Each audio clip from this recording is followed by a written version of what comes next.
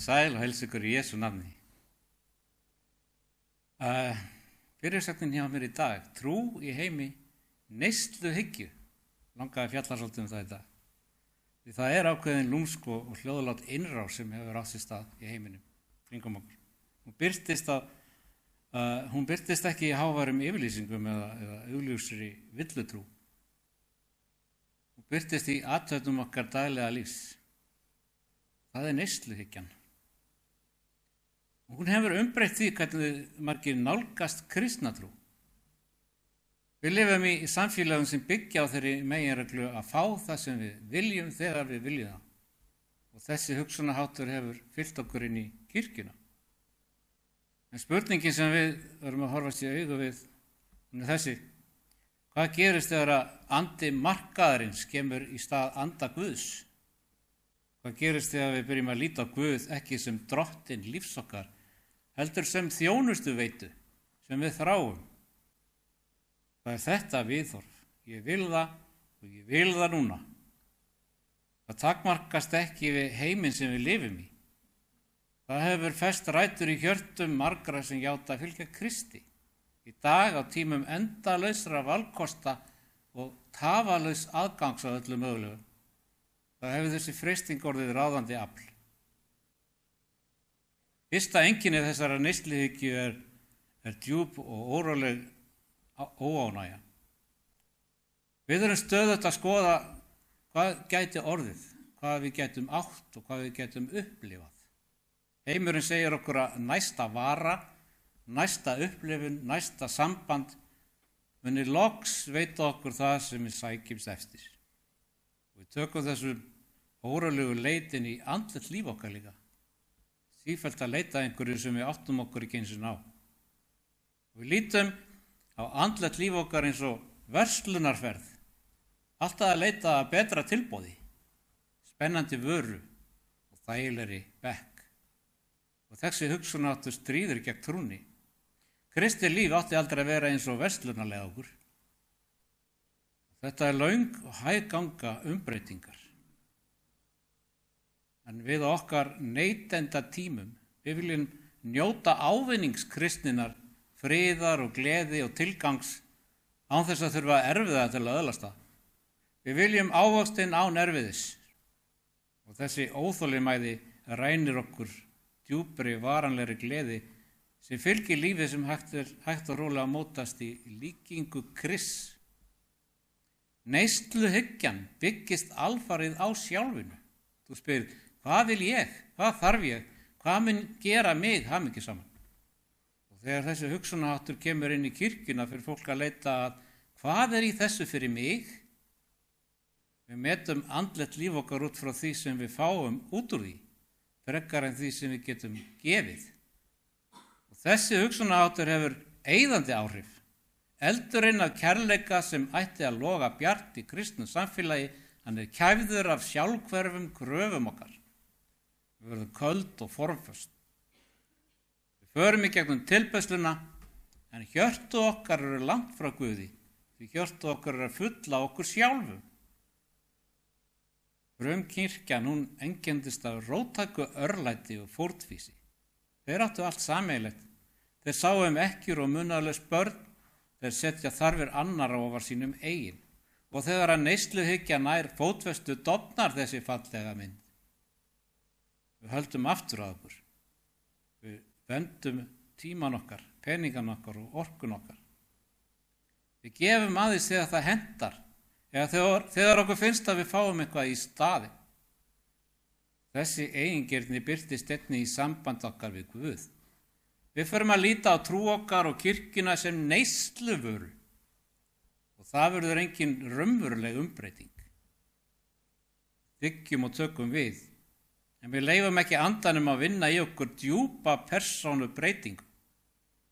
Þegar við erum upptekin af eigin löngunum og þörfum, erum við pirruð, krefjandi og erfitt að gera okkur til geðs. Við endurspeglum ekki fegur Krists fyrir heim sem er örvæntingafullur eftir sönnum kærleika og náð. Í staðinn sýnum við heiminum falska kristni. Neysluhyggjan, hún skaðar ekki aðeins okkur sjálf, Hún ýtir fólki frá þeirri trú sem við segjumst elska. Kristin trú felst ekki í fórnum, í formum og athöfnum. Hún felst ekki í tónlistarstíl eða byggingalist. Sönn kristni snýst umbreytt hjarta sem flæðir yfir af kærleika til Guðs og annara. Kristin trú snýst einfaldleika sjálfsafneitunar sem tilbúin að fórna fyrir hag annara. Þetta í algjöru andstöðu við neysluhyggjuna. Neysluhyggjan spyr, hvað get ég fengið? Antikrist spyr, hvað get ég gefið? Og þegar við missum þetta, missum við hjartafagnaðarerindisins. Við verðum eins og heimurinn sem dýrkar eigin langanir frekar en sendiboðar Krists sem eru kallaðir til að fórna fyrir náungan. Í Póstularsögunni í öðrum kafla lesum við úthellingu heilags anda. Og það segir, þá upp var runnin hvítasunnudagur, voru þeir allir samankomnir, var þá skyndilega gnýr af himni eins og aðdynjanda sterkviðris og fyllti allt húsið, þar sem þeir voru. Og þeim birtust tungur eins og eldi væru, hvísluðust og settust á hvern og einn þeirra. Þeir fylltust allir heilagum anda og tóku að tala öðrum tungum eins og andinn gaf þeim að mæla. Og í fólk í dag sem haldið þeir neysluhyggju les þetta og hugsa með sér, þetta nú rosalega flott tilboð. Hvernig get ég öðlast þetta? Með öðrum orðum, ég vil fá, ég vil eignast svona. Eins og það sé hægt að ganga inn í kirkju og láta hella í sig heilagum anda eins og það sé eins og einhver mikstúra sem að fara í apóteki. En það sjáum við það gerast í kirkjum allstaðar. Fólk flykkist þangað sem því lofað að andi Guðs verði úttelt og fólk fái að upplifa eitthvað stórkostlegt. Fólk kemur því það vill fá, það vill upplifa, það vill fá gjafir. Fólk vill tala tungum, ekki til að vera blessun fyrir aðra, heldur til að aðrir sjáu hvernig Guð hefur blessað það. Fólk horfir í kringum sig og sér aðra tala tungum, falla í gólfið í einhvers konar trans og hugsa með sér, ég vil líka fá svona. Hvert var skilyrðið fyrir úthellingunni á hvítasunnudag? Við lítum oft tilbaka til hvíldadagsins einstaks augnabliks þegar himinninn snerti jörðina með krafti. Og þegar við skoðum það nánar komumst við að því að þessi mikla úthelling átti sér ekki stað fyrir tilviljun. Það var ákveðin andlegt ástand sem lagði grunninn. Andlegt ástand þeirra gerði þá að tilbúnum ílátum fyrir heilagan anda. Póstulasagan gefur okkur einfalda en djúpa innsýn inn í hugar ástand lærisveinanna áður en andinn féll. Textinn byrjar á að útskýra að þeir voru allir samankomnir. Upprunalegi texti segir að þeir voru ekki aðeins samankomnir, heldur að þeir voru einhuga. Þeir voru homothumaton á grísku, sem þýðir í einum huga. Það lykillinn að því sem á eftir kemur. Það var ekki bara að þeir voru líkamlega saman í sama herbyggi, hjörtu þeirra voru saminuð. Þeir höfðu lagt til hliðar allan ágreining og samkeppni, spurningin hver yrði mestur og persónulegan metnað, það var lagt til hliðar. Vikurnar eftir upprisu og uppstifningu Jesú höfðu þeir beðið í eftirvæntingu, en biðin hún var ekki óvirk. Þetta var tími bænar og að leita að drottni saman. Bænir þeirra ómuðu af einlægni og þessi eining tilgangs og anda lagði grunninn að úthellingu heilags anda á hvítasunnu. Þetta var gríðarlegu vindur sem fyllti allt húsið, en sá vindur gat aðeins fyllt húsið sem var undirbúið. Lærisveinarnir höfðu orðið eitt ílát, tæmt af sjálfum sér og fylltir sameiginlegri löngun eftir loforði Jesú. Þeir skildu að skilyrði fyrir því að fá þennan mátt var ekki einstaklingsstyrkur þeirra eða mælsku snilld, heldur fullkomin uppgjöf í Kristi. Þessi eining var andlegur jarðvegur fyrir úthellingu andans. Það var skilyrði sem Guð krafðist af þeim, sem birtist í kærleika og samlyndi. Krafturinn sem fylgdi komu heilags anda á hvítasunnu sá sami kraftur og við þurfum í dag. Þessi upphaflega úthelling gaf mikinn árangur og veitti kirkjunni vald til að gera fyrir Krist það sem aldrei áður hafði verið reynt, að boða öllum þjóðum fagnaðarerindið hjálpræði. En ritningarnar tala aðra úthellingu, seinna regnið, sem mun valda þroska uppskerunar. Og þessi úthelling sami andinn, en hann kemur til að ljúka verkinu sem var hafið. Spurningin fyrir okkur hvort við uppfyllum þessi sömu skilyrði, eins og við sáum þarna í Postulasögunni. Það sem við þurfum að átta okkur á að enginn kemst inn í Guðs ríki nema að hafa heilagan anda. Eða eins og Jesús sagði í Jóhannes 3:3-6, Jesús svaraði honum, sannlega, sannlega segi þér, enginn getur séð Guðs ríki nema hann fæðist að nýju. Og Nikódemus sagði við hann, hvernig getur maður fæðst þegar hann orðinn gamall? Skyldi hann geta komist aftur í líf móður sinnar og fæðst? Og Jesús svaraði, sannlega, sannlega segi þér, enginn getur komist inn í Guðs ríki nema hann fæðist af vatni og anda. Það sem af holdi fæðist hold, en það sem af andanum fæðist andi. Þannig að það ekki bara ólíklegt að þú komist í Guðs ríki nema þú hafir heilagan anda, þú getur það alls ekki. Hversu mikilvægt það þá að við skoðum hvernig við öðlumst heilagan anda? Það það mikilvægasta sem við getum verið að biðja Það skiptir ekki máli þótt þú sækir kirkju eða rannsakir orðið af kostgefni. Ekki nema heilagur andi sé í þér, því að þannig Kristur í þér. Annars getur ekki farið inn í ríki Guðs, getur ekki lifað kristnu lífi. Og hvernig vitum við að heilagur andi í okkur? Við getum komist að því með því að skoða okkur sjálf. Við lesum það í Galatabréfinu 5:22-23. En ávöxtur andans kærleiki, gleði, friður og langlindi, gæska, góðvild, trúmennska, hógværð og bindindi. Gegn slíku lögmálið ekki. Á undan þessu hafði hann talið holdsins-verk og það eru lög gegn þeim, en engin lög eru gegn ávexti andans í lífi þínu. En auðvitað, ef þú hefur ávexti andans, þá heldur allt lögmálið. Getur fundið ávexti alla biblíuna. Þú finnur ávexti í 1. kafla biblíunar, 1. bók og 1. kafla, og líka í síðustu bók, síðasta kafla. Finnur ávexti spjaldan á milli biblíunni 208 sinnum alla biblíuna.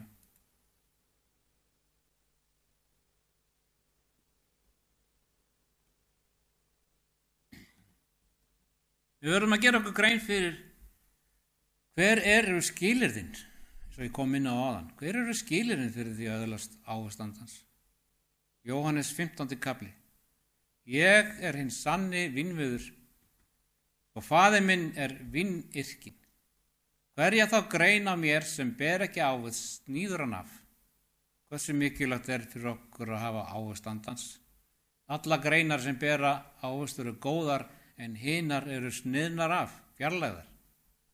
Og svo segir hann, hverja þá sem ávexti ber, hreinsar hann svo hún beri meiri ávexti.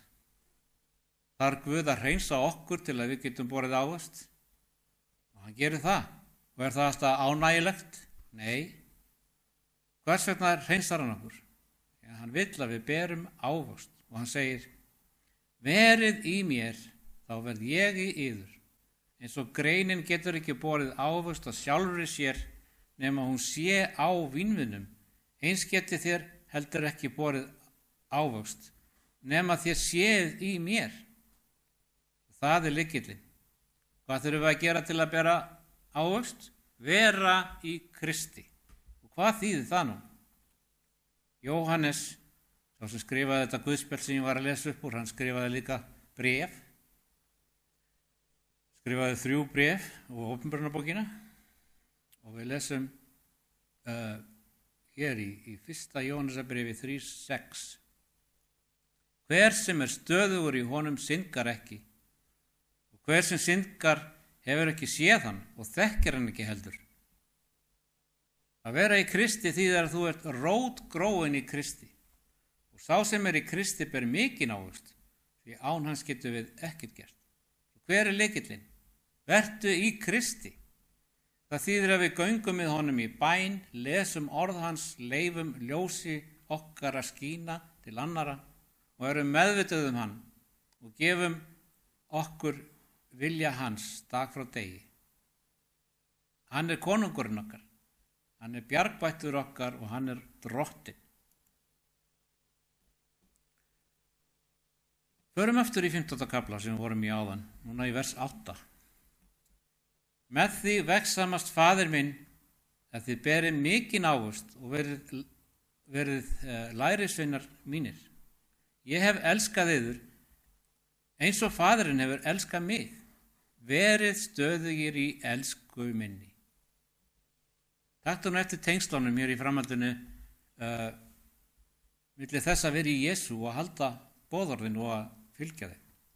Það segir, ef þér haldið boðorð mín, verið þér stöðugir í elsku minni. Eins og ég hef haldið boðorð föður míns og stöðugur í elsku hans. Þetta hef ég talað til yðar til þess að fögnuður minn sé í yður og fögnuður yðar sé fullkomin. Og hvert hlutverk okkar sem kristinn? Er það að vinna okkur inn eitthvað? Eða er það að dvelja í Kristi? Ef við ætlum að bera ávöxt, þá málið að dvelja í Kristi.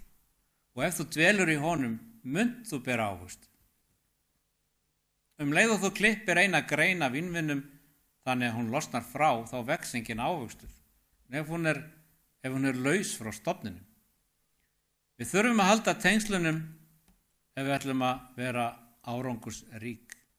Jesús vínviðurinn við greinarnar. Þú þekkir þessa dæmisögu í Lúkas 13. Maður nokkur átti fíkjutré, gróðursett í vingarði sínum. Hann kom og leitaði ávastar á því og fann ekki.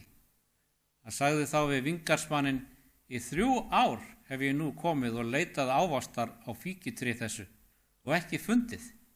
Högg það upp, hví á það að spilla jörðinni. En hann svaraði honum, Herra, láta standa enn þetta ár, þar til ég hef grafið það og borið að áburð. Má vera að það beri ávöxt síðan, annars skaltu höggva það upp. Og hver örlög tré sem ávaxtalaust? Það verður skorið niður. En þú tekur eftir blíðu garðyrkjumannsins. Hann segir, gefðu þessu annað tækifæri. Ekki skera það niður. Ég vil að það beri ávöxt. Guð vill að við séum frjósum og hann gerir allt sem hann getur til að við getum borið ávöxt. Galatabréfi 5, 16 og 17 segir, en ég segi, lifið í andanum og þá fullnægi þér alls ekki girnd holdsins. Holdið girnist gegn andanum og andin gegn holdinu. Þau standa hvort gegn öðru til þess að þér gjörið ekki það sem þið viljið. Taktu eftir tengslunum milli þess að ganga í anda og að fullnægi ekki girnd holdsins. Þannig að ávöxturinn komi fram. Þegar þú lifir fyrir holdið er það andstætt ávöxti andans. Þú getur í raun ekki verið að rækta báðar þessar plöntur. Mundu hvað gerðist þegar að fræði félla meðal þyrna í dæmisögunni? Hvað var það? Það spratt upp en þyrnarnir kæfðu það. Ef við reynum að lifa í anda Guðs og einnig fullnægi gindum holdsins, þá verður Kristi líf okkar kæft. Það er þá samkeppni næringarefnin, sólina. Það blómstrar ekki saman. Förum í Matteus 7, 15 og 16. Varist falsbámenn, þeir koma til yðar í sauðaklæðum, en innra eru þeir gráðugir vargar. Af ávöxtum þeirra skulu þeir þekkja þá. Hvort lesa menn vínber af þyrnum eða fíkjur af þyrslum? Hvernig þekkjum við þá? Af ávöxtunum. Svo ef einhver segir drottinn, drottinn, en gerir ekki það sem Jesús segir, eru þau þá hans? Hvernig veistu hvort einhver tilheyrir honum? Jesús sagði það. Sjáðu ávöxtinn. Ef þú vilt vita hvaða tegund tré skoðaðu ávöxtinn. Nú klæðast sumir úlfar sauðar gæru, þannig að þeir líta út eins og sauðir, en að utan eru þeir líta út eins og sauðir að utan, en þeir ýlfra eins og úlfar. Og sum tré geta líka verið villandi. Sumir líta út fyrir að hafa ávöxt, en það er blekkjandi. Vers 17-20. Þannig ber sérhver gott tré góða ávöxtu, en slæmt tré vonda. Gott tré getur ekki borið vonda ávöxtu, ekki heldur slæmt tré góða ávöxtu. Hvert að tré sem ber ekki góðan ávöxt verður upphöggvið og í eld kastað. Af ávöxtum þeirra skuli þér því þekkja þá. Við viljum ekki vera upphöggin og köstuð í eld, eða? Aftur og aftur kemur þetta fram í ritningunni. Vínveiðurinn sem ekki bera ávöxt kastað í eldinn og illgresinu safnað saman í knippi og brennt. Guð vill lifa lífi sínu í gegnum okkur. Og ein leið til að hafa ávöxt andans að skoða hvað Jesús gerði. Því hann hafði ávöxt andans. Og ef þú ert eins og Jesú, þá hefur þú ávöxtinn. Biblían talar þá sem hafa á sér yfirskinn guðhræðslu en afneita krafti hennar. Snúð þér burt frá slíku. Jesús hann bölvaði fíkjutrénu og það dó. Hvers vegna dó það? Jesús fór að leita að ávöxti en hann fann engan. Og við lesum það í Matteus 21:19. Hann sá fíkjutré eitt við veginn og gekk að því, en fann þar ekkert nema blöðin tóm. Og hann sagði við það aldrei framar vaxi ávöxtur á þér að eilífu. En fíkjutré visnaði þegar í stað. Nú höfum við tækifæri. Segjum svo að líf þitt hafi verið árangurslaust eða engin ávöxt að finna. Getum við fengið ávöxt til að vaxa? Getur garðyrkjumaðurinn hlúðað garði sínu svo ávöxturinn fara að vaxa? Getur hann nært jarðveginn og tryggt að nægilegt sólarljós sé til staðar? Það er margt sem þú getur gert til að gera tré frjósamara. En þú getur komist á þann stað að það er engin ávöxtur í langan tíma. Við þurfum að tryggja að við byrjum að bera ávöxt. Og ég held að við séum öll sammála að við þurfum ávöxt andans. Svo hvenær ætlum við að byrja að hlúa að garðinum? Það er spurningin.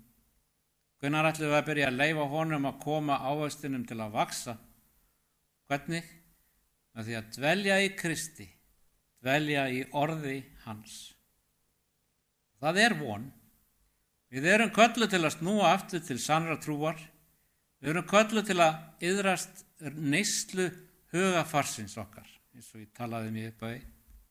Við erum kölluð til að hætta að líta á Guð eins og sjálfsala og byrja að líta á hann sem drottinn okkar. Þetta mun taka tíma, umbreytingin er hæg, en hún tekur á. Það krefst þess að við horfumst í augu við eigingirni og óþolinmæði. Og þetta er eina leiðin til lífs í fullri gnægð. Það er eina leiðin sem leiðir til sannrar auðmýttar sem skilgreinir okkur sem börn Guðs.